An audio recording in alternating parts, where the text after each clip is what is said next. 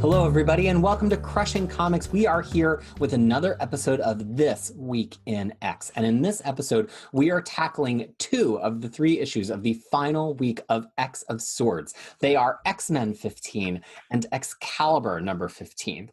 I am joined here by Tyler and Fariha to discuss them, and we all give you a warning. It's chock full of spoilers, not just for these 2 issues, but for every X-Men thing that led up to this point, and maybe even some other parts of the Marvel Universe. You never know. So with that out of the way, Tyler, let me ask you, would you ever use a love spell to get your true heart's desire? No. Why not? Because, my ego of desire is too big and it's going to backfire spectacularly for me. I don't trust my ego. I don't trust my desire. Basically. Ooh. And what about you, Fariha? Would you, if you had the power, as Saturnyne does here, to craft a love spell, would you make use of it? So inherently, love spell is kind of rapey. I don't support it. No one should be doing it, no matter how much, But if I have to, I would put one on Magneto. Just saying. Saying. But I would not. It's not. Wait till kosher. If we actually get so far down the road in our reread, wait till you get to the Salvage Land, Magneto. Yeah, Magneto turns out to be hot. kind of a babe. He's ultimately. still hot. Yeah, he's still hot. So, this is not anything to do with his personality. You don't care about that. It's just, the white hair. Silver Fox, magnetism. right? Different hero, but that's the same. Yeah. Exactly. So, look, there's so much to talk about in these 2 issues, and I think it's actually probably a good thing to start with our impressions, just because these are really dense, and we're going to try our best not to talk about X of Swords destruction here. We're going to address it in a separate episode because it's another 2 issues worth of content, and we know how long we tend to run on these. So, first impressions, Fariha, what did you generally come away with from X-Men 15 and Excalibur 15? So X-Men 15 broke my heart in tiny little pieces. Ooh. And I'm going to talk about that in detail later on. I was shattered. I was actually walking around like a zombie. Just like Betsy. I'm like, oh no. Yeah, just like Betsy. But Excalibur 15, on the other hand, it felt like a filler between X-Men 15 and X of Swords Destruction. That it just kind of felt like a prologue to destruction a little bit. But some of the things does happen, which left me a little bit more confused. And I thought that, maybe we can talk about it later. Especially it's like when you make a puzzle, why are you shocked when you see the puzzle as you thought it would come to be? What was that about? Because, But anyway, we'll talk about it. We'll get there. So I'm excited. I'm super excited. Tyler? I actually enjoyed this week's issues. So this, throughout the entire 10 of Swords crossover, there is one week where all 3 of us love all 3 issues. And this will be the second week for me. So I actually love all 3 issues. I don't think everything works super well, but I forgive some certain things, partly because I tend to nitpick things apart, and that certain things should not bother most people, but it does bother me. But apart from that, I do enjoy it quite a lot. Actually, I had somewhat separate opinions of the 2 of them. X-Men 15 was fun because it's pretty much just a crowd scene with a lot of the characters that we haven't really gotten to appreciate in full in this. And I've been one of the people beating the drum of it just doesn't feel like enough of an X-Men story. We've only got these 9 X-Men characters really, more or less, with a couple of, Jubilee type people thrown in here and there. And so I enjoyed the council stuff because it felt the council tends to be really good. Hickman does write it well. I think he leaned into the voice as well, and we're going to get into that at length. But it kind of was, that to me felt more like filler. I'm on the other side from Fariha. I was like, okay, so we got to see everybody talk to everybody. And then to me, Excalibur 15 was like, I can't say the word Excalibur today. What is wrong with me? That's the 3rd time that I've said Excalibur number 15. This is what I've been here for this whole time. Like, I really loved it. I thought it looked great. And I think that Teenie Howard has had the wrong cast all this time. Hickman should step away from X-Men and Teenie Howard should write X-Men going forward. So that's my hot take of the day. I think Teenie Howard writes pretty much everybody that she has touched amazingly, except for the actual cast of Excalibur, who blessedly are not in this issue, so it turns out great. So look, we open up in X-Men 15 with Cyclops and Jean sharing what would be an idyllic moment in any other setting. They're in this beautiful waterfall pool in the middle of Krakoa, isolated. And Cyclops says... The colors. Sunny Go's colors... Oh my God. Just are extraordinary. If you haven't seen Sunny Go on Aquaman, the colors there have also been extraordinary, but it really turns into one of my favorite colorists over the past year or two. And Cyclops says this fascinating thing. I want to hear Fariha respond to it. He says, I dreamed of it, but what good has it ever done us? Which is a really serious sense that pervades this issue of it's like a rejection of this utopian dream, one that Xavier has sold, one that Cyclops himself has sold, one that Krakoa has sold, and we get a lot of Cyclops kind of deciding, nope, you've got to just be active. You can't sell a dream. Fariha, was that part of your heartbreak here? I don't want to get too ahead of ourselves and go right to the heartbreak right away. So, yes and no. Well, no, I mean, yes, it kind of started here. I'm like, oh, you dummy. Like, this is where my like, anger started. And then it just kind of seethed, like, get to its, it's climaxed in the whole Quiet Council scene. Because it's just like, because I kept thinking about what Tyler was talking about, that even though they have the island, they have everything, it's not proper, it's not perfect yet. It just like idyllic from the scene of it, like, the view is really good. But the thing is, there's so many problems that they still haven't done, that like what he was talking about, that, oh, this idyllic dream, but they haven't achieved it. So why is he already thinking about the next step? Like, like, why is he like already saying that, oh, we have achieved it? No, you didn't. There's still so many things that's wrong. So why are you already thinking like that? So I don't know. I was like, ugh, Cyclops. What about you, Tyler? Did that resonate for you? I read it differently. How did you read it? So I read it as Cyclops basically saying that this was our dream. Our dream is to find a place and a real home for everyone. And the question of what good has it ever done us is more like, have we ever got a real home that actually protects us, that actually makes us feel good? And Jean was saying that no, but her no is not the current no. Her no was like in the past. We have not achieved that. But Cyclops then complete her thought by saying that, but here it is. Here we are. So we have achieved it here. And in this instance, I read it more like Cyclops and Jean basically putting the interest of the nation and the family before themselves.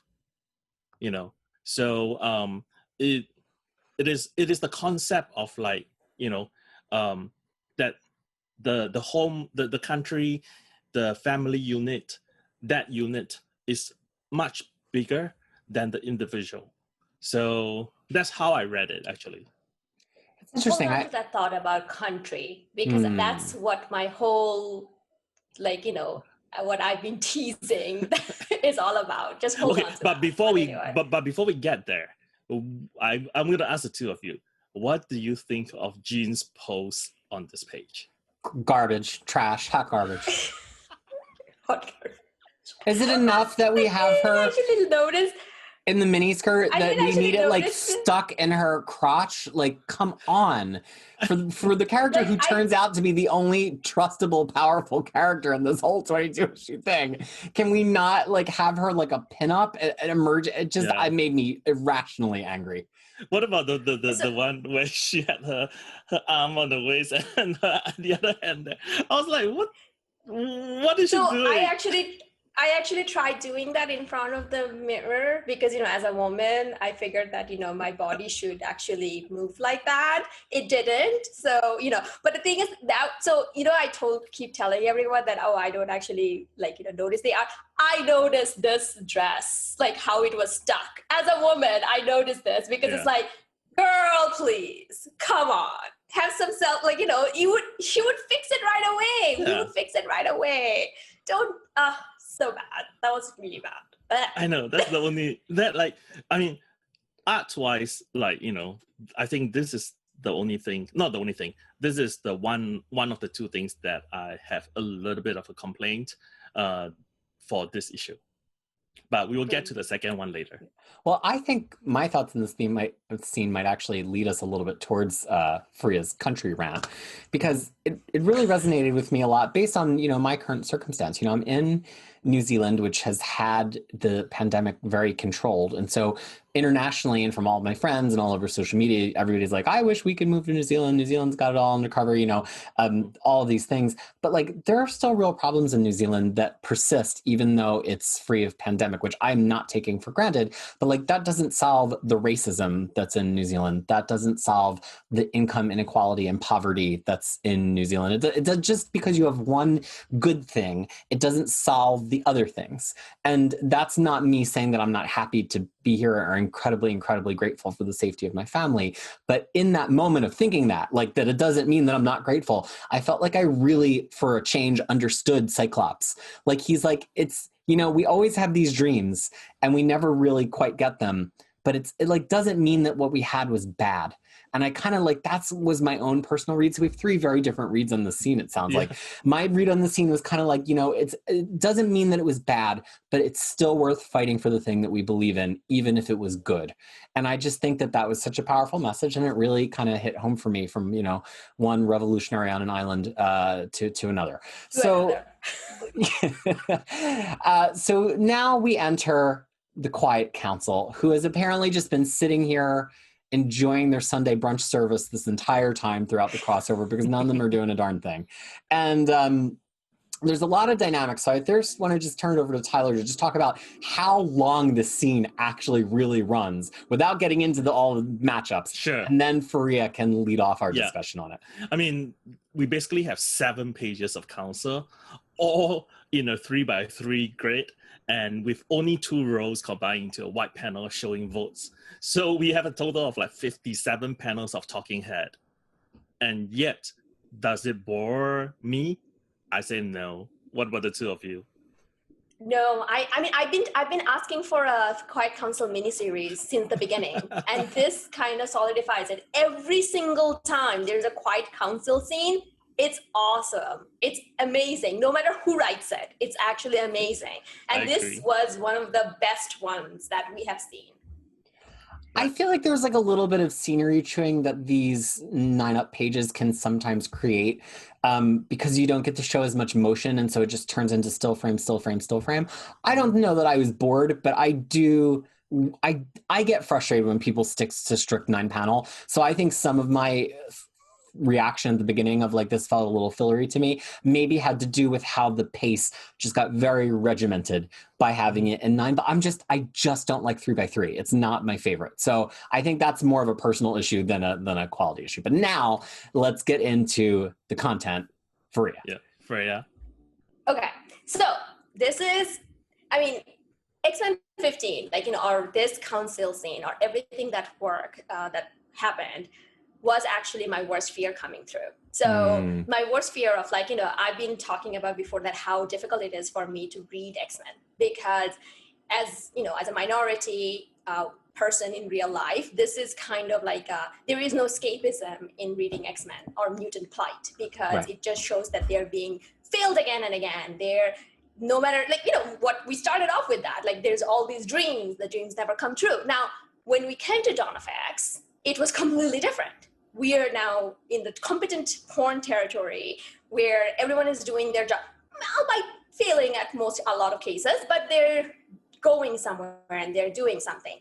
But then we come to this scene and then we realize that, well, happening again because it's like this X-Men who are actually the worst thing that happened to mutant kind. And maybe this is my brotherhood of brotherhood showing, because every single X-Men actually agreed to the stupid idea of Cyclops going to save his dumb son. Like, it has nothing to, okay, there's like 4 captains. None of the captains are available to save Krakoa.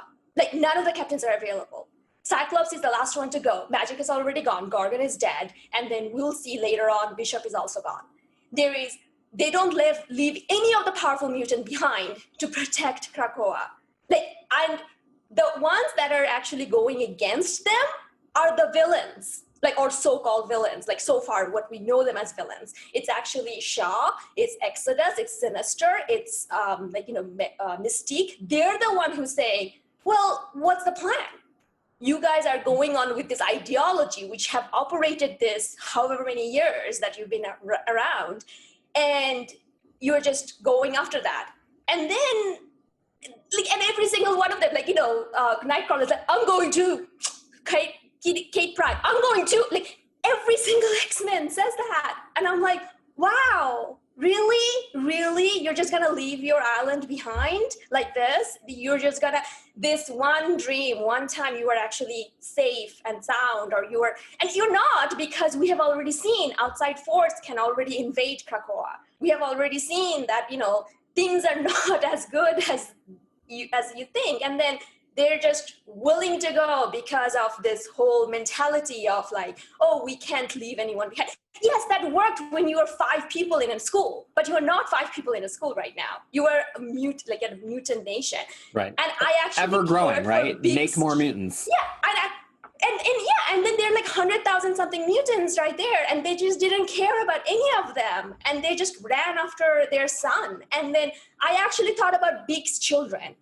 I thought about Beak's children. I'm like, Beak's children is in this island. I'm At the point that you got Fariha to feel sympathy for Beak's clan, you've really gone full circle here.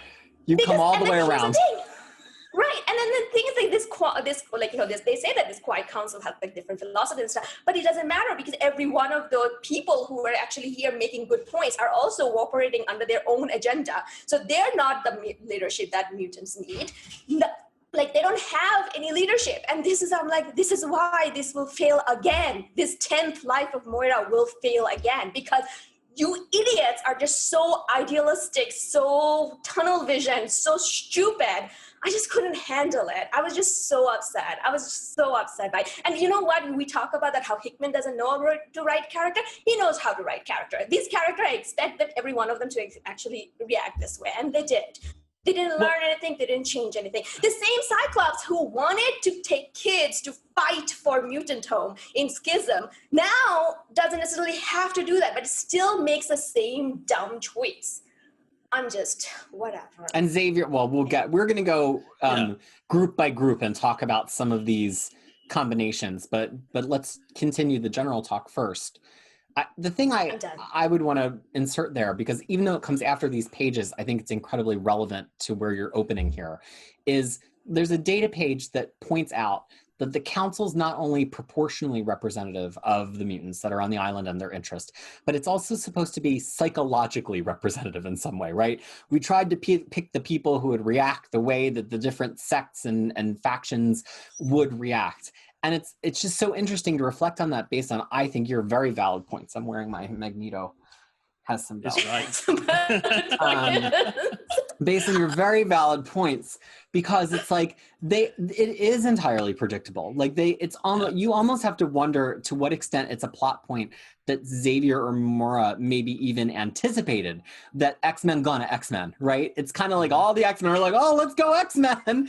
The first time there's a problem, we're quitting this. It's kind of like, it's this idea of like, oh yeah, like we're a couple, and then you have one fight and then you break up. Or like, I love working with so-and-so, but then there's like one hard project and you're like, screw that, I don't want to work with them anymore. It's like, okay, here's the first actual crisis that we've faced. Like there's really a threat to all of mutantum here. And then all the X-Men characters are like, I'm leaving. It's just, it's funny to me, A, because I think everything you said was valid, but it's also funny to me, B, because it's like, it's almost like it was preordained. Like Xavier knew the first time there was any kind of crucible that it was going to break along these lines, and he didn't know what it would be, but maybe it was always known that the Dawn of X was going to have this version of the council, and whatever it's going to mutate into was always going to be the second step. I don't know, Tyler, where are you coming down on I mean, this? I think that the council works precisely for this reason, right? They split the group up into 4 different groups that actually has different interests in, people with different interests that will protect Krakoa, whether it is because it is a selfish reason, or because it is for the greater good. Each fraction will represent the entire Krakoa ideology, and that's how it should work. And that's why the council has voted not to go save the X-Men, and I mean the sword bearers. And also remember that it is difficult, but often leaders have to work with limited information. They don't have full information here. They do not know what was happening. All they heard was Cable was like, oh, we are suffering. We are going to lose. And all they know is that if they lose, Araco is going to, I mean, not Araco here, but it's like the Amenth will be invading Krakoa. And so in that sense, the heroes, the X-Men, will jump, to defend the island. But they're not jumping to defend the island. That's what I'm saying. They're leaving the island defenseless. They're going into a situation where they know if they die, they're not coming back. Okay. And they did it against the council's idea, because they actually said that, oh, okay, if you don't agree to me, I'm leaving the council and I'm going. But that's what I'm talking about. Like, okay, then that's not leadership. And that kind of leadership works when you are headmaster of a school, but it doesn't work when you are supposed to be the captain, the war captain of 100,000 people. That's what I'm talking about. So my point is this, right? If your home is a small island, you will never fight the war on the island, because that is the wrong thing to do. You fight outside the island before your enemies invade your land. That is the way to defend a small place. You cannot be fighting in your land by waiting for enemies to come in. That's how Singapore fell to the Japanese in World War II in less than a week, because the British soldiers were waiting for the Japanese to come in, and they came in full force from a different direction that the British were expecting. So that's the thing, right? So you don't fight a war if you are such a small country in your country. You go out of your country and defend your line of defense has to be outside the country to prevent people from coming in. And that's how I think the X-Men were doing. Do I 100% agree, that's the right approach? Not necessarily, because I don't think they have a fully baked plan. Exactly. That they went in. Yeah, they're on a smashing grab. And yeah. Right. And it sounds more like supermarket sweep than a combat situation.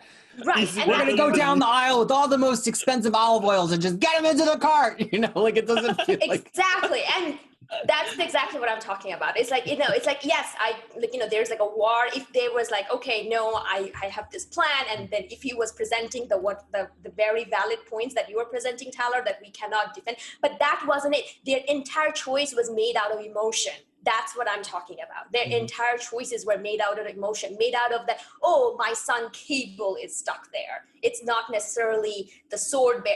He wasn't going there for Wolverine. Right, it was a lot of like, my son. It wasn't. Exactly. It was about his own emotion. Because even Shaw says like, oh, my sympathy, but please lead with that. That, we're losing that. And that to me, that like his behavior from that point of view really annoyed me. And I'm like, oh my God, these idiots are going to be the end of mutants again. For those of you keeping score, Fariha has now sympathized with both Beak and Shaw in the same episode of this program. Exactly. But here's, at the risk of stating something obvious before, and we are going to get into the matchups at this point, but a lot of people have liked Hickman's X-Men. Some people haven't. I think we've trended a little bit more towards haven't as a group. But I think that part of it is that Hickman is trying to write very specific situations that will resonate for some and may not resonate for all. Some people really resonated with the Give Me Back My Wife with Mystique, right? Some people really resonated with the Crucible, with seeing the Guthrie child fighting Apocalypse. Some of those worked for us, some of those didn't. Here, we're really getting something that's about kind of emotional choices versus rational choices, kind of about, being the minority and being oppressed, things about being on an island and how idyllic it may be, that resonates really strongly with this particular trio of people. We've made the point in the past, we're all immigrants here on this show, and we all are coming to X-Men often with that perspective. And I just think that X-Men 15 is like one of the issues that hits us really square in the gut, clearly, based on the amount of passion that we have in this discussion already on page 3. And maybe this issue fell totally flat for people who maybe aren't of a minority status or are not an immigrant or are not these other things. But this is a time that Hickman really got us. Bless him. He really got us right in the heart this time around. Got us. Got us. And also to that point, though, we don't know what the long-term game is, right? Maybe none of my worries are actually, valid. Maybe they will come up with other ways. We don't know. I'm just talking about based on what I've seen. Yeah. It's this is not going to be good, ending in a good way. Well, let's get into some of the personal dynamics here. And we're not going to talk about every panel, but I want to talk about some of the really significant head-to-heads. So we start with Xavier and Jean. Jean says that she's been in communication, and Xavier is shocked that she was able to. And he says, telepaths, even of your strength, shouldn't be able to span that chasm. And you get this initial kind of like the student and the pupil, but also these are kind of the two steely hearts of the X-Men, right? Xavier's not usually leading the battle, even when he's doing it to me, my X-Men. Jean is not always in the front of the battle, although sometimes she is.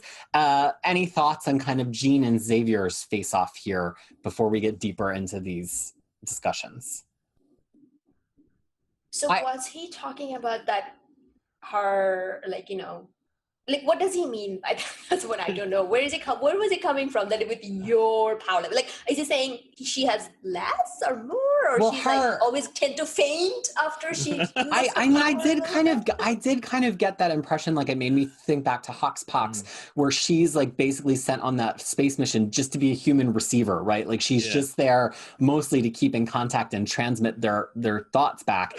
And Xavier's and what the M tell her. Yeah, try harder, Marvel Girl. Yeah. One of our mottos here.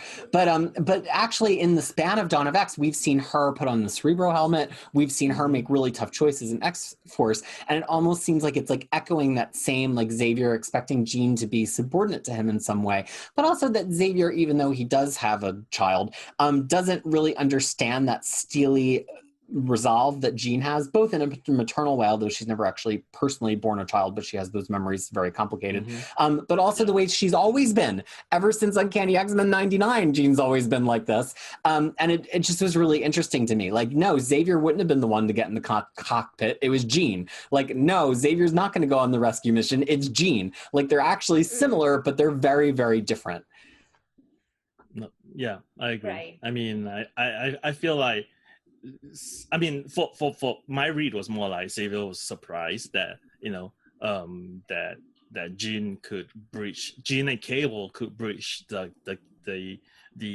other world, into the other dimensions. Yeah, and maybe he's thinking that even I couldn't do it or something like that. But I did not see it. I did not see it as putting down Jean. He's just asking a question, say, "Oh, I'm surprised, even though you have your power is that high, I did not expect you to be able to do it." So the next one that I thought was interesting, and we've already touched on this, so we might have a lot more to say, but Shaw versus Jean and Scott with the whining about their personal misfortune. It's so good. Shaw was right. Shaw was totally right. It's totally right. It's idiots. Think about the rest of us dummies on the island. That's why Scott has no retort. he was just glaring at him. He's like, damn it, you're right. But, and he can't say anything. Look at him. He's just like glaring at him. And then he's supposed to be the commanding captain. I mean, that's one of the reasons. I'm like, he's not fit for that role at all. Oh, God. I mean, this happens anyway. a little bit later in the council, but like even Shaw was trying to grab seats. I think he's making a lot of sense, right? He's just saying that, you know, as the generals, as the government of Krakoa, you should not be at the front line, especially to Jean. Not so much Scott, but because Scott is the captain, so he should be on the front line, but not Jean. Well, and Shaw has like a certain stopped clock is right twice a day aspect to him, where it's like, you know, he doesn't have the best interests of Krakoa in mind. He would let the whole island burn if he could go off and do whatever it is that he wants to do. And No, you don't think he would? He would burn the island himself, but he wouldn't watch the island burn. He wouldn't let anyone else burn it. Yeah, he wouldn't let anyone else burn it. Only if it was him. Yeah. But it also belies that Shaw, exact. as much as we love to hate Shaw, there is a certain rationality to the way that he works strategically. Like, he works backwards from a goal, and he's been thwarted many, many times in X-Men history. But it's kind of like, I almost saw him and Cyclops and Jean in that panel where they're sandwiching him, of them trying to be like, we're reacting to this moment. We've got to react to this moment. And Shaw's almost like, have you thought about what you're trying to get to at the end and worked your way back? Because that's what he's doing right now. And it's probably going to wind up with him dead, we all hope, when Kate kills him. But like, at least he's working backwards. And now he's sitting next to Kate going, well, damn, that didn't work out so well. And he knows he's screwed, but he's still kind of working backwards from his end goal. That's what I got there. All right, so the next one here, which happens a few times, but we can talk about them all together under this headline, is Magneto and Scott. Magneto starts with, can I assume you have a course of action in mind? But Magneto, I'll leave it to the two of you. I thought they were probably my favorite interaction in this whole thing, as we keep returning to them throughout the scene. Well, before we get into the meat of it, can I ask if the two of you think that the camera angle for Magneto seems weird? That all of a sudden he's like reclining on the... And his back is facing Jean and Scott. So why is he talking to Krakoa? You know what I mean? Because Asvar didn't plan out his sightlines very well. Yeah, this was the part which I was like, wait, what? Why is Magneto suddenly like leaning against the table and his back is towards them? Yeah, it would make more sense if he had come around the front of the table to be in the center, but it actually doesn't really make very much sense at all. We talked about it before. I think Asrar is not very good at like plotting where everyone is. Like wasn't there another episode we talked about where it's like it really didn't make sense who was talking to who? Like I think X-Men 12. X-Men 14 or one of them. Yeah, 12 one of or them. 14, like one of I know them. we discussed this before. So while Magneto's talking to a wall. To Krakoa. Yes. Krakoa is behind them. Yeah. So as he's talking to Krakoa, the thing is I think he was trying to push them into like have a plan, have a better plan, or like, you know, you were the dumb captain of this dumb island, have a plan, you know, but then in the end, he also like, you know, he has valid points most of the time, but then he was like, oh, good boy. After, you know, he was all swayed by, what is that about? He's like the master of like, you know, like greater good. He's like, you know, he's the one who's all about, you know, few mutants dying for greater good and all of that. And suddenly it's like, good boy. Like, whatever. You know, I do the love potion on him though. Maybe I'm just reading really too deeply into this, but I really saw this almost as a reminder that even though Xavier thinks of Cyclops as his son, Cyclops is actually the Magneto. Like he became a revolutionary and he had that connection with Magneto throughout Bendis's X-Men. And like, even though Cyclops is trying to appeal to, Xavier's trying to appeal to Cyclops as like son this, son that. Like Xavier and Jean are the analogous set. Magneto and Cyclops are the analogous set, and I almost felt like I could feel Magneto's eye line like crossing Xavier's eye line, and maybe that's why I did like that panel, even though I didn't think of like where Magneto was in the space, because it felt like he was trying to establish his own connection with Scott and say something to Scott that was different than what Xavier was saying. So, and Magneto was kind of as a retort to the Shaw situation, right? To remind Scott, like, when we do these things, we have a plan. What's your plan? And it was almost felt like a business coaching, like rather than Xavier, who's very much like a stern father, Magneto is like trying to be like, put it together yourself, Scott, like explain to us what your plan is. And I felt like their pride at the end with the good boy was actually two totally different kinds of pride. You know, like Xavier was proud of how he's raised Scott, but Magneto is proud of who Scott is. And it struck me as like two totally different sentiments from these two guys sitting right next to each other. I mean, Fariha's not feeling it. She's not buying Mike. Yeah. She's not buying it. No, neither should be proud of this. Like, this is what they have picked for their commanding captain. No, I mean, both of them should be like, I'm not saying any of them are making good decisions. I'm not saying any of them are making good decisions. When you put it that way, I kind of like, oh yeah. I mean, you know, it doesn't occur to me that way. Isn't. But when the two of them smile right at the end, I was thinking like, well, it's plausible deniability. So if Saturnyne starts coming and it's like, why did you guys break the rules? And it's like, and they're like, we didn't. We didn't. You know, we didn't. We didn't break any rules. What are you talking about? Rules. We were sitting here the entire time. You were like, you know, rigging the competition. We didn't do anything. Exactly. Yeah. Because it's hard to think of Magneto not going, right? Like, I almost was like, after they all said, oh, I guess we're going to have to say that Magneto's going to be like, sorry, fools, like, I'm going to go with them, because it's such a Magneto move. And it felt like very passing the torch to me of Magneto's like, I actually belong at this table now, but you can go, Scott. Yeah. I don't know. I really didn't feel it. Look, here's me having feelings about Cyclops. What is happening? I know. What is happening to us? I have become Peter. Like, you know, I'm just like hating every decision that was made. Peter's like having thought about Cyclops, and Tyler is still Tyler. Tyler still has received. Maybe we'll, like, you know. So look, maybe Tyler will have upset about something. So look, there's three smaller ones that happen. We don't have to talk about every panel, but I just want to see if anybody has anything to say about them. We have this wonderful Sinister to Exodus exchange, and then to Scott, what happens if you fail, but also Sinister just mocking Exodus, following up on their plumage discussion. Kurt, you know, finally being like, where have I been all this time? And then it just flat moving away from him immediately. And then also Kate being like, finally, I can get in on the action. And then Cyclops, which I took Tyler pointing out to me earlier today, just straight up bald-faced lying to her that she would have to go through a gate in order to keep her there on the council, when in reality he already knows he's not going to go through a gate. Any thoughts on this juicy middle of the scene here? Well, one thing is about Sinister's the close up on Sinister's smile, and Asra drew him with like the gums showing, and it looks almost like, you know, he has pointed teeth, like, you know, he used to have. Yeah, that's how he was drawn back in the day. He was much more monstrous, because Claremont pictured him as a but he had like jagged teeth. Yeah, like a predator, you know.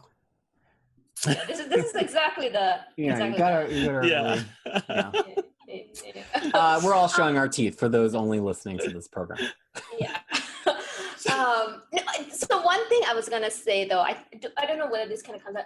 As of right now, every single motion that was brought are all brought in by the foul Sinister. aspect of the council. Sure. Yeah. No, and then it's just not here. Even before, like, you know, it's always like Exodus or Shaw or like one of them bringing the motions all the time. What is up with that?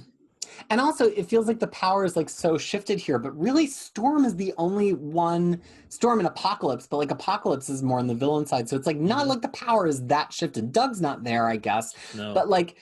It's just interesting because it feels like there's so much more of a villainous influence, but then you look at the one with all of the empty seats and you're like, it's not that different of a balance than usual, just with Storm and Apocalypse gone. And yet the balance feels really different.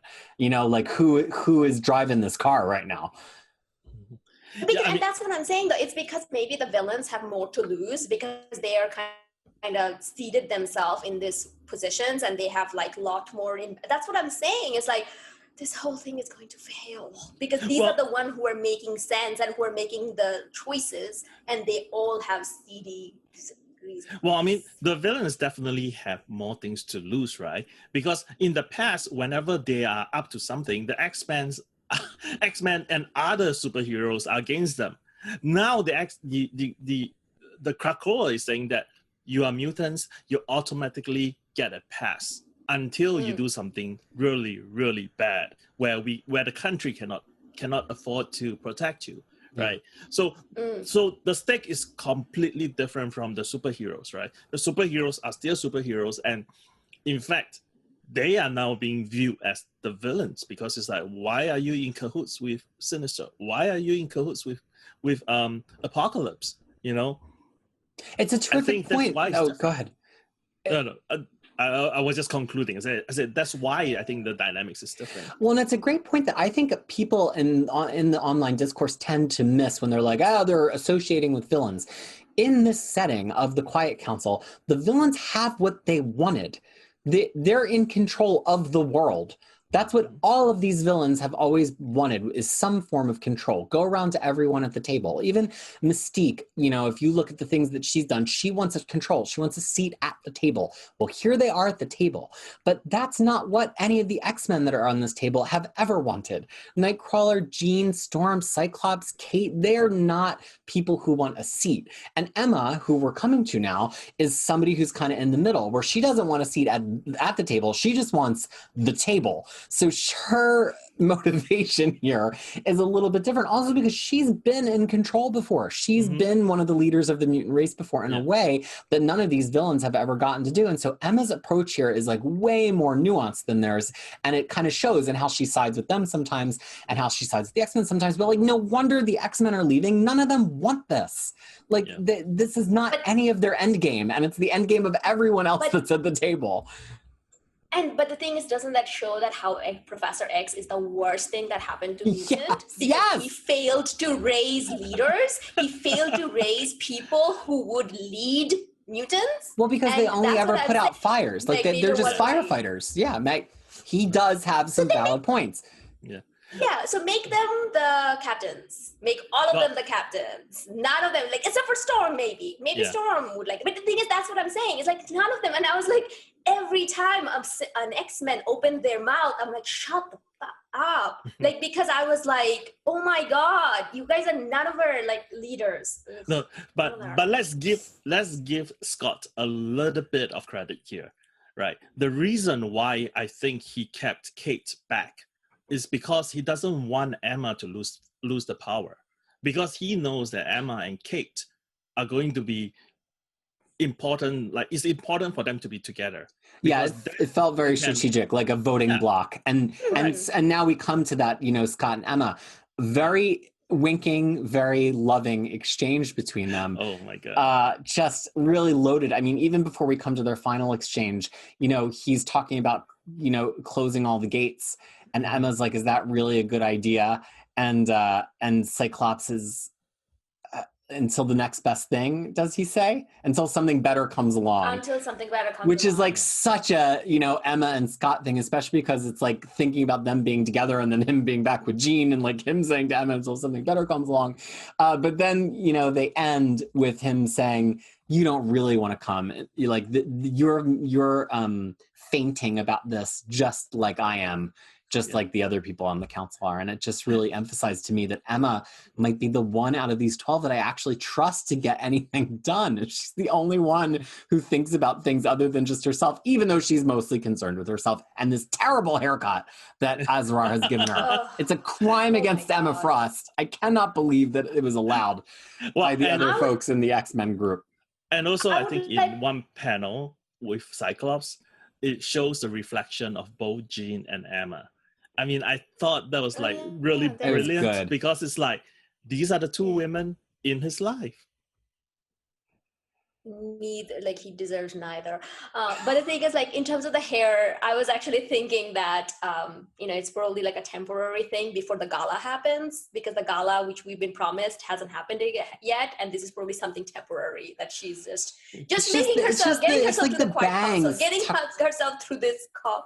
yeah, it's terrible. I mean, you know, it's a fine haircut on a human being. It's just not the Emma haircut. Emma tends to have like a very, anyway, we could go on. Look, let's finally exit the council and go on now to putting end parentheses on this discussion, coming back to these data pages regarding the X-Men.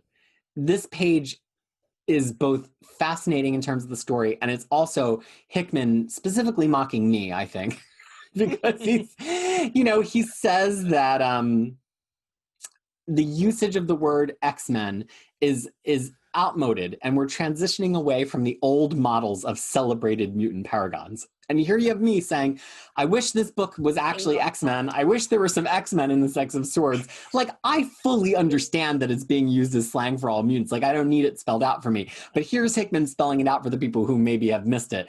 But also making it diegetic, right? It's like part of the story now, actually. We've been saying, where's the X-Men? Well, the X-Men have been saying, where's the X-Men?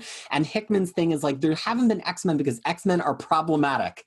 But here we are with Scott and Jean's faction, who I think, which Fariha would agree with, problematic. But here we are with Scott and Jean's faction, who I think we could rightfully call X-Men at this point. This is the first time that X-Men have been around in 15 issues of X-Men.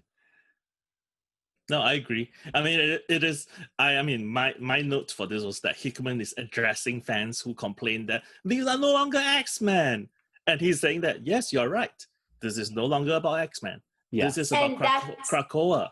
This is about a mutination. It's just convenient to call mutants X-Men. That's a pure convenience. Right, and that's why we are soulmates. We should be together. I'm using this platform as another, another request. Because the thing is, this is exactly what I'm talking about. This is about mutants now. This is about them getting their place in the world. This is not about X-Men and their sons getting kidnapped. We don't care about their sons. Well, we apparently cared a lot about this issue because, oh boy, did we really give it some due here. But it ends, this whole thing is sandwiched by the fight between Apocalypse and Genesis. And Genesis takes off the Annihilation helmet for much of the fight. But then after Apocalypse prevails, perhaps not as unfit as she might have said he was, at the end, she puts the helmet back on, which leads to a whole nother, level. And that's where we cross over here into Excalibur number 15. So Excalibur 15 kind of opens with what has happened as a result of her putting on the helmet, which is that all of these monstrous forces are pouring through, and it's not, that was supposed to be the final fight, right? It was like if Apocalypse won, the Team Krakoa would have had more points, the end, Amenth would have surrendered, Krakoa would have won, but no, now that the helmet is on, it's actually blossomed into this whole war for Otherworld, which really ultimately kind of for the moment invalidates the whole point getting in the fight, because Annihilation has said like, well, there's no rules and the points don't matter. Let's just crush you. Yeah. Well, it's just like when Saturnyne snap her fingers and everything get paused, then interlude, all this doesn't matter anymore and everything just get unfrozen. Like right from the beginning when they were like all fighting underneath the Starlight Citadel, which is, I mean, I don't know about... I mean, I kind of get where this is coming from, and I kind of think, that this is where this whole thing is going to lead. But can I make a small nitpick here? Sure. Like, I'm really upset. Well, not really upset. I mean, it just occurs to me that, they did not cross out Death's headshot in Cable 6, and then they cross it out here. And then Red Root has been off the table for a long time, and they did not like... Right, because Red Root's like in a bottle right now somewhere. In a terrarium. So basically, he's like reduced into a terrarium. But she's not dead. There's a question over Solomon. Oh, maybe that's in the next issue.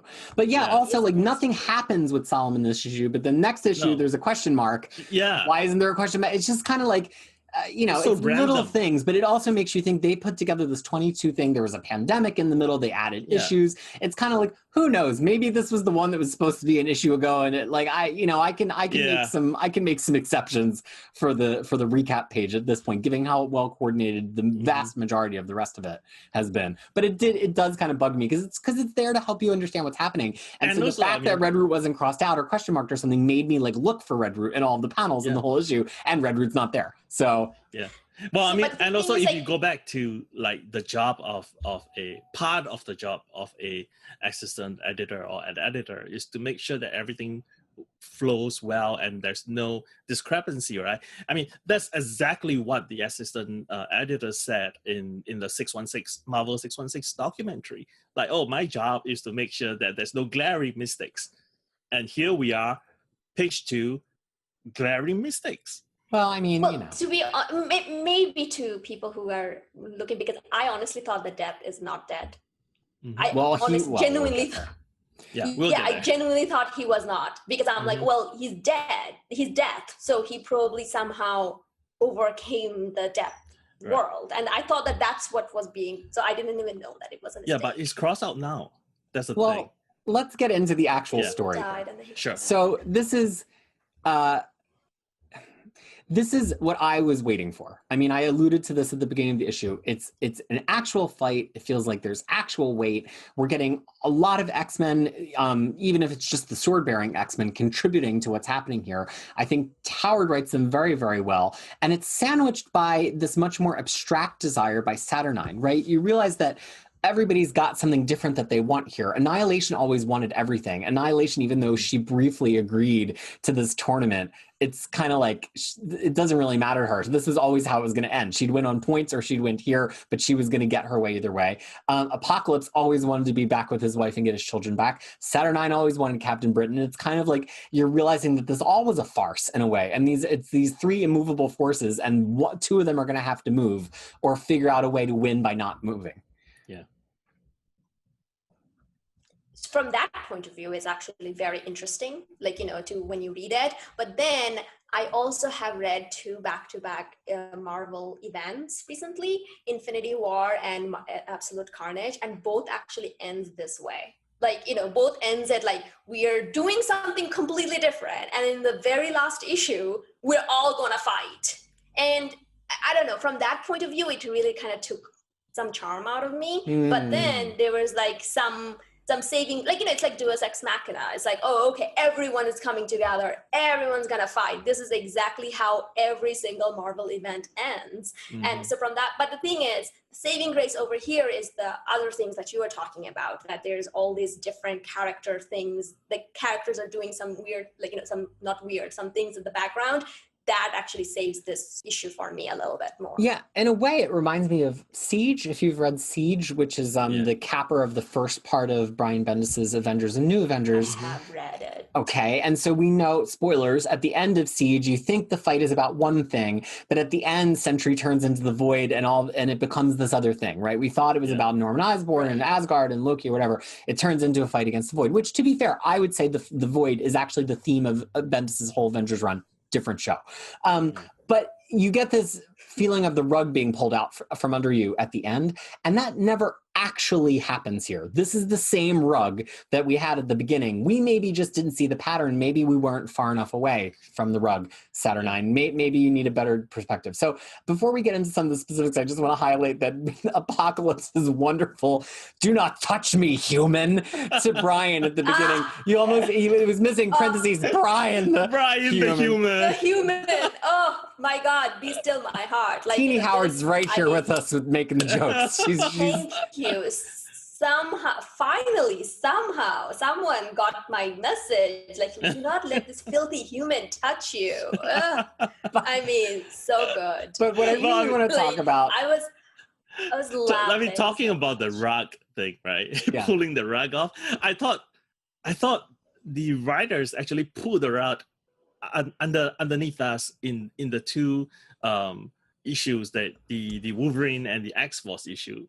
because it's Right, it's with not all the the like, sword oh, fight. it's goofy, Yeah. no, it's hijinks, woo. And this one is really just putting the rug back. Back. Like, this was kind of what we expected. So it wasn't that much of a, pulling the rug out. It's like, I mean, what do you expect? I mean, you expect the whole thing to just end because, Saturnine like, oh, you lost in an arm wrestling, you lost in a, in an eating competition. Yeah, and No, Annihilation's that's going to be not like, gonna oh, happen. sure.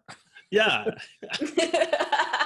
Well, look, we get Like- 3 of the remaining sword bearers on the Araco side who have 3 similar but distinctly different positions, kind of in my mind mirroring how this has all come down to Apocalypse, Annihilation, and Saturnyne. Now we get a smaller scene with War, Isca, and White Sword, right? And they're all just standing there being badasses.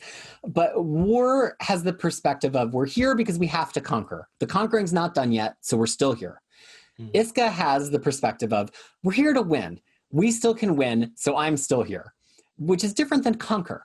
And then White Sword has the perspective of, we were here to fight a fight. I fought the fight that I was here to fight. I don't care about winning this or conquering anybody. See you later. And so it just was a really interesting perspective to me, because we've been seeing these sword bearers on that side as kind of like all just fighting the fight and doing what they're told. But this is one of the first times that I've really felt like the Araco side has been stratified a little bit. And you're like, oh, there's actually a lot of different philosophies on this side. We just don't know these characters as well. Yeah. Yeah, And I mean, I to think... that- Go ahead. Sorry. No. No, I was just saying that like I find that the White Sword has a very weird sense of honor and duty. It's like, oh, you asked me to fight, and I fought, and I won. Yeah. And I mean, I lost 19 points, but I won 1 point, so I'm done. And that's it. And it's like, to that point, I was just gonna say, like, White Sword for one of the captains in Krakoa. I'm going to be rooting for that, because at least he has some, like, fighting, like some ideas on what to do. Like, Exactly. it's just like, and it's like, I'm not saying he should be the commanding one. I said that he should be one of them. Like, Well, and also you just think one. back to how they recruited him back at the beginning, where they were like, you can have anything that you want. And he was like, really? And they're like, no. Or maybe that was with Redroot. But I think the point still stands of like, he got to come and have a fight against a difficult foe. He found some honor in it. And that's what he's here for. All this other stuff is like outside of his interest. Him and his 100 are still going to be standing against some dumbass invading army. Amenth, and it doesn't really matter if it's Amenth or Rocco or Krakoa. Like, he's still going to just be doing the same thing tomorrow. So he's like Toodles. But it's also on Team Toodles, which is maybe where Fariha was going a minute ago, is Bay. Yes, Team Toodles. Bay found love. And you know what? I am right that Doug was a virgin. He's no longer, because the way Doug was so much into Bay, that our boy has lost his cherry, and he had finally understood, like, what it's to, like, understood the biblical way of love. And now he's all about keeping this other person with him. This is exactly how first timers work. I need our X-Men experts in the comments to specifically let Fariha know if Doug has had sex before. I'm sorry that it's come to this. Yeah. But this is now important to our inter-show continuity. And I don't know the answer. This is my point here, right? I mean, yes, they can be lovey-dovey with each other, but there's a third person there. The third person on his arm. Warlock has been there all along. I mean, come on. And okay, I won't discuss what Warlock says later on, but just remember that Warlock says something in the next issue, which I thought was going to be, which is kind of creepy as hell. That's the thing. That's the thing. So I actually didn't even remember Warlock being there until I read that same thing that you were talking about. I was like, oh no! This is so gross. All right, keep it together. We're not there yet. We have more of Excalibur to talk about.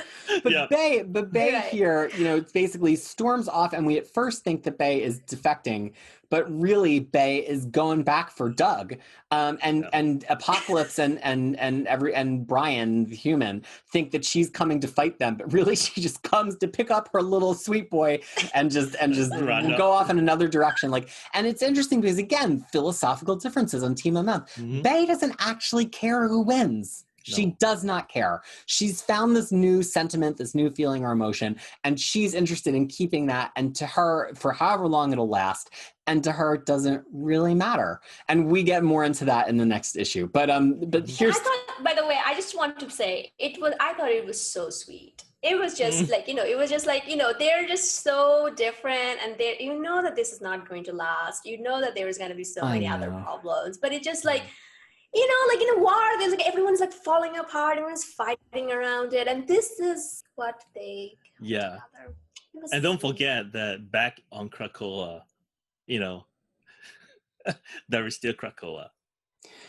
Right. Yet another party in all of Doug's relationships. So, in between all this, we're intercutting to Saturnyne, who's doing perhaps the most relatable thing we've seen any character do in this 22 episode epic, which is getting drunk and doing a puzzle. Like what is more 2020 than locking yourself in your tower and getting drunk and doing a jigsaw puzzle, right? It's like, I really felt that Saturnyne was all of us in this moment. Yeah. And she's, not to mention, she also has her pet with her. Like, right. Talking to her pet. Yeah. These are relatable characters. Yes, it was super relatable. It's more like, don't you dare do that here. Don't you dare pout in front of me. I know. I love how like Shogo, she's talking to Shogo partially like he's a baby and partially like he's a puppy, and like we've kind of just crossed over that he's like a baby and a puppy, and I know. Like, is he ever going to leave Otherworld and be a baby again? Who knows? But it's really interesting because it interweaves this love spell aspect through the issue, which gets teased with the quote at the beginning of the issue, which is the quote "Mistake your desires for true desperation, and a spell will teach you a lesson." And we just think this is one of these like toss away opening quotes, as they sometimes can be, and we probably still thought that as we see Saturnyne getting drunk and doing her jigsaw puzzle, but it actually pays off at the end, as Tyler tipped in his opening statement today. Do not confuse true desperation. Do not confuse true desperation with the ego of desire. And what she's doing this whole time on the floor is like hoping that she's going to put together a picture of Brian. How you don't realize that it's Betsy, I don't know, but her hope is that she's putting together a picture of Brian, and that you realize that one of her end games this whole time was to shatter somebody, Brian or Betsy, so that she could get back the Captain Britain Corps. Yeah. Well, in her defense, though, the spell does say you have to wait. So, you have to take a step back, put everything together, and you have to take a step back, and then it will be. I think her no started that it wasn't changing. So, to that point, couple of things. Was her desire then all this time to have a Captain Britain? No, and she wants him. She wants 616 Brian. Okay, so in that case, is this her sexual awakening that she's actually gay and she has feelings for Betsy? No, I'm confused. Like, what does it mean? That is where the spell went wrong, because you think that it is her desperation is true, but when in fact it's just an ego of desire. So that's when the spell backfired on her. So she's actually not in love with him? No, she's in love with, she desire Brian, and she mistaken it as her own true desperation. And then the way I think about it is just like a play of words so that the spell will backfire on her. Like she thinks that just because I want him so desperately, by casting the spell I will get him. But precisely because of why she thinks she will get him by casting the spell defeats her, because that's her ego talking. It's not her desperation talking. Okay, all right. I mean, the thing is, like, I feel like someone like Saturnyne will probably know those differences, but yeah, you would think that she would be onto that. But I think the point is, like, everybody can be blinded by their own ego and by desperation, right? Like, she thinks she wants him so bad, but even her plans can go awry. But weirdly, the character who pulls this together for me, and it's the last thing that I have to talk about in this issue, is Jubilee. Right? Who is one of the very few people outside the Sword Bearers that have even been allowed to interrupt in the story, partially to get us Shogo so that Shogo can be a factor at this point. But we're really reminded by Teenie Howard of like, you know, Jubilee's there because she loves her friends and she loves her kid, and she's not just going to go away. And it's really funny because you would never think of Jubilee as this like mascot of persistence out of all of the X-Men. But here she is, she's like saving the day again, and she has this moment where she has to decide which way to go, and she says, let's hurry up and finish this. I miss my kid, which is such a distilled version of what Jean and Cyclops had in the last issue. Jean and Cyclops like gave it the ring of like, we're doing this strategic thing. Like, no, you just miss your kid. Like, whereas Jubilee, because she's younger, she's not sentimental, she's seen this generation of X-Men mess things up so many times, she's willing to just come out and say it. She's like, I'm going to do some dumb shit now. I just want my kid. And I just thought that that was so refreshing, but it also kind of put in perspective that like the child part of this is a really relevant part of this crossover, even though it's not presented as like a fathers and sons, mothers and daughters crossover. Cyclops and Jean and their actions that are about to occur, and Apocalypse and Genesis and all the things that they're doing are very much echoed by this one panel of Jubilee. All of them just want their kids, you know, and what's best for their kids, which then comes back to the overarching theme of like, is Krakoa, are we making it better for the next generation or not, right? Yeah. Are we saying our kids shouldn't have to fight because we had to fight, but then did you actually make something better by making them not fight? So to me, that's why this one resonated with me more than the X-Men issue, because I just feel like it pulled together a lot of the philosophical stuff that I had been missing this whole time by giving more agency to the folks on the Arakko side, and by giving me more people to bounce off of on the Krakoa side. So that there and scene. And Jubilee also makes the decision to stay instead of going to a kid.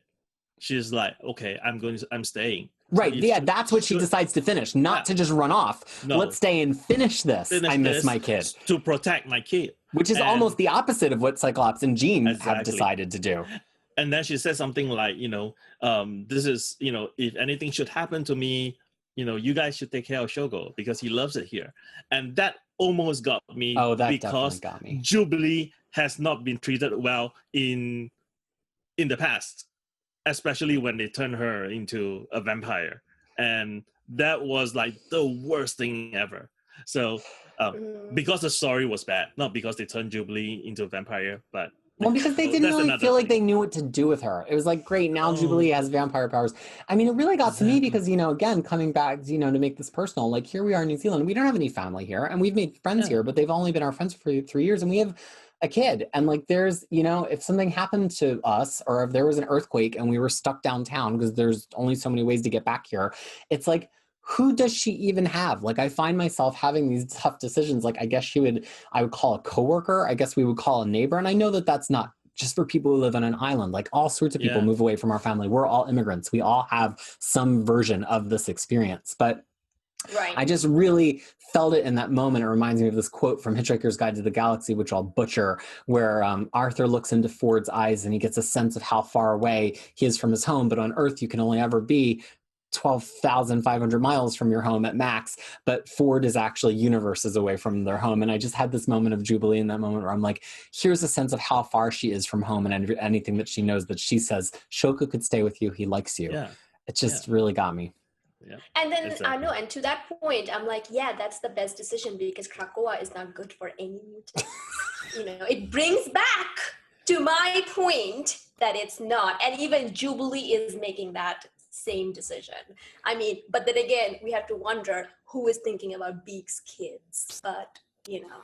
Well, that's the question we're going to leave you with on this episode, because guess what? We have over 40 pages of X of Swords destruction to still get to, and this has already been a lengthy discussion. So we leave this issue, Otherworld is being overrun, Genesis has the Annihilation helmet on, but Saturnyne is nice and drunk, and she has finished her jigsaw puzzle. And so that's where we're going to pick up.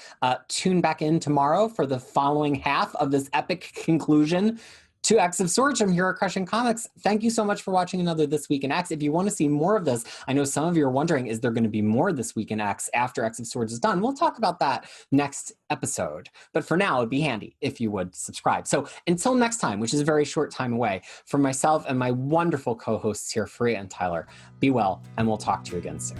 See you later. See you soon.